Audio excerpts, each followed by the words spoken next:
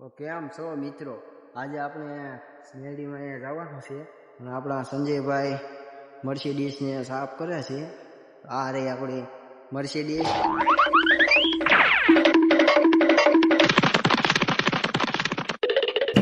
ગાડી સ્ટાર્ટ કર. તો મિત્રો ત્યાંથી આપણે નીકળી ગયા અને આપ જોઈ શકો છો આ છે આપણું ગામ. અને પછી આપણા સંજયભાઈએ કર્યા ગીત ચાલુ.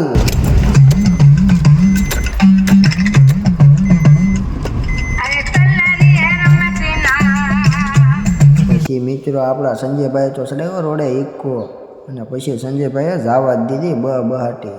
પછી એક ભાઈએ ઊંચો હાથ કર્યો કે ઉભા રહ્યો મારે આવવું છે. સંજયભાઈ કે આપણા ઇક્કામાં જગ્યા જ નથી એમ કરીને જવા જ દીધી. લીવરના ફૂલ બાકાજી ગઈ. પછી મિત્રો આપણા સંજયભાઈ તો કર્યું ટેપ ચાલુ અને પછી આપણે તો મોજમાં આવી ગયા.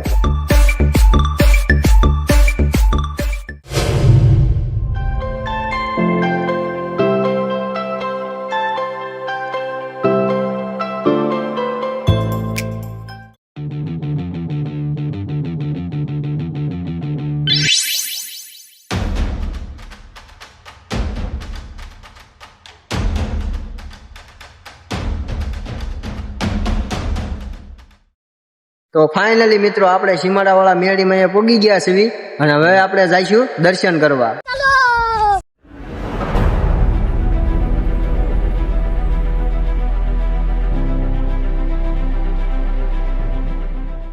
પછી તો આપણા આકાશભાઈ કંકુ લાઈન માંડ્યા બધાને સાંડલા કરવા. આકાશભાઈ કે બધાને સાંડલા કરી દેવા છે આજ તો.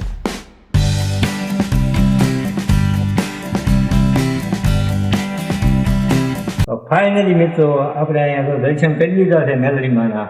હવે આપણે અહીંયા મળશું આપણે ચંબાડીના છે હિતેશભાઈ ચુડાસમા, એની મુલાકાત કરીશું. પછી આપણે છે પાલડીથી ભુવા છે 15-20 વર્ષ ત્યાં સેવામાં છે. તો અહીંયા ભુવા શ્રી આપણે મળીએ. તો કોણ ભુવા આપણે અહીંયા શું ઇતિહાસ છે? પાછળ કેળુડી જાય છે એક આ ગુંજી હાલમાં આવી જશે. કેળુડી વાવાઝોડામાં પડે છે. પછી મંદિર નામેલું બનાવ્યું. પછી નામેલું મંદિર બનાવ્યું પછી એમ થયું કે બધા કે મોટું કરવું એક ભાઈ માનતા હતી એને મોટું કરાવ્યું. પછી અમારે અહીંયા પૂનમ આજ ચાલુ કર્યું પૂનમનું. તો 3 થી 4 કરોડ માણસ દર પૂનમે જમે છે. હવે મારું નામ મનોભાઈ ભુવા, ગામ મારું પાલડે, બારીયા અમારી અટક. અને હવે સેવા કરે છે અને દર પૂનમે અમારા એટલું માણસ જમે. હવે આપણે આ ભુવા દાદાની વાત સાંભળી અને આપણા રૂવાટા બેઠા થઈ ગયા એવી વાત છે. હવે આપણે અહીંના સ્વયં સેવક છે પક્કાભાઈ, એમની પાસેથી 2 શબ્દો સાંભળીએ આપણે. હવે એમાં એવું છે કે અમે અહીંયા અમારું ગ્રુપ 25-30 જણાનું ગ્રુપ છે અને એક સમાડીનું ગ્રુપ હોય છે અને એક સ્વાગતનું ગ્રુપ હોય છે. અને ગમે ત્યારે ફોન કરે એટલે મેં બધા ગ્રુપ હાજર થઈ જાય. તો પૂનમના દિવસે લાડવા વાળવાનો હોય તો એમ 35 જણા હોય. તું અખંડ હોય અહીંયા અને આ દિવાળી મહિનો તો આમ આખો અહીંયા જ કર્યો, ઘરે નથી ગયા. અને સેવાવાળો માણસો એટલો આવે છે. હાલીને જે પબ્લિક આવતું હોય એને અહીંયા સુવિધા બધી રીતે મળી રહે છે. જમા કરવાથી હોવાથી મને બધું લ્યો. દર પૂનમે 2500 થી 3000 માણસો જમાડે છે. કેટલા સમયથી 15 થી 20 વર્ષથી આયોજન ધંધો ચાલુ છે. એવા ઘણા સમયથી મેળીમાં ઘણા જ કામો સારા થાય છે. એ તમારા મેળીમાં ખૂબ ખૂબ માણસો સ્વયંસેવકો દર્શન કરવા આવે છે. એ મને ભગવાનને પ્રાર્થના એટલી સાંભળે છે, માતાજી સંપૂર્ણ કામ કરે છે એવી મારી ભગવાનને પ્રાર્થના કરું. જય માતાજી, જય મેળીમાં. 20 વર્ષ અમારા અહીંયા માતાજીનો હવન થાય છે. વૈશાખ મહિનાની 13 અમારે ઉજવાય. એટલે માણસ જમે અને અમારા એક અઠવાડિયું તો કામ લાગે ચાલે.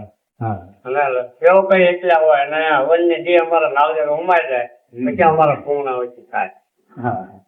21 વર્ષ થઈ ગયા.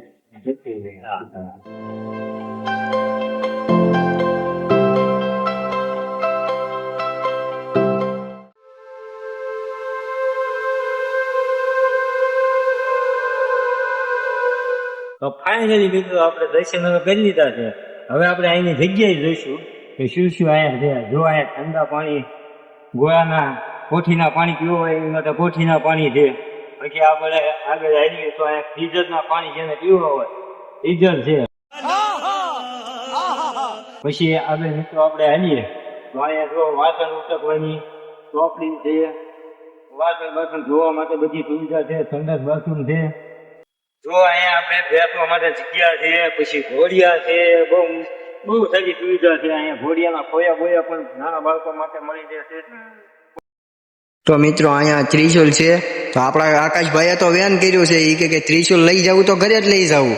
હવે ત્યાંથી પછી સંજયભાઈએ આકાશભાઈને કીધું હાલ ભાઈ આપણે ઘરે નથી લઈ જવાનું, આ માતાજીનું છે એમ કરીને ત્યાંથી પછી આપણે નીકળી ગયા. તો મિત્રો ત્યાંથી નીકળી ગયા પછી આકાશભાઈએ તો જ્યાં ત્યાં કચરો ફેંકી દીધો. પછી સંજયભાઈ કે હાલ હાલ કચરા પેટીમાં નાખ. આકાશભાઈને તો શરમાવી દીધા. તો મિત્રો જોઈ શકો છો અહીંયા ઘણા બધા પક્ષી છે, ચબૂતરો છે.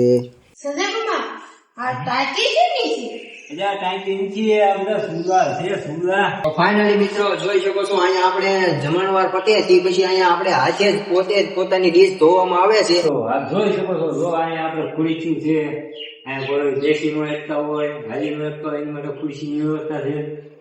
પછી છતાં તમારે ખાટલો સુવા માટેની વ્યવસ્થા છે, બહુ સારી વ્યવસ્થા છે.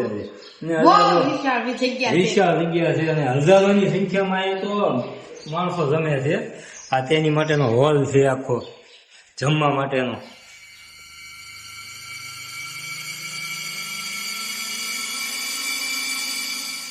મિત્રો આપ જોઈ શકો છો આ ચકલા માટે ચણ છે, જો આ ચણ છે કાકા, ચકલાઓને ચણવા માટે. આમાં તો કેટલાય ટીકીન ચકાવો છે હો આકા.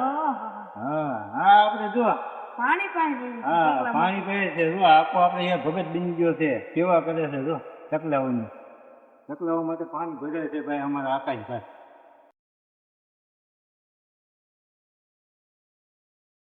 સંજયમાં શીખું ખાવા શીખું નું કર્યું મારે શીખું ખાવું જ છે. હાલવા તો ફાઇનલી મિત્રો આપણે દર્શન કરીને નીકળી ગયા છે અને જોઈ શકો છો આપણા મિત્રો પણ આવી રહ્યા છે, એને પણ દર્શન કરી લીધા છે. તો હવે આપણે જઈશું ઘરે. તો મિત્રો આપણે લોકેશનની વાત કરીએ તો ભાવનગરથી અમદાવાદ હાઈવે રોડ છે, તેની વચ્ચે એક આવેલું છે Raghav petrol pump. Raghav petrol પંપની થોડીક સાઈડમાં જોઈએ તો ડંભાળિયા રોડ છે. તે ડંભાળિયા રોડથી 1 કિલોમીટર આગળ ચાલતા આ મેરડીમાનું મંદિર આવેલું છે.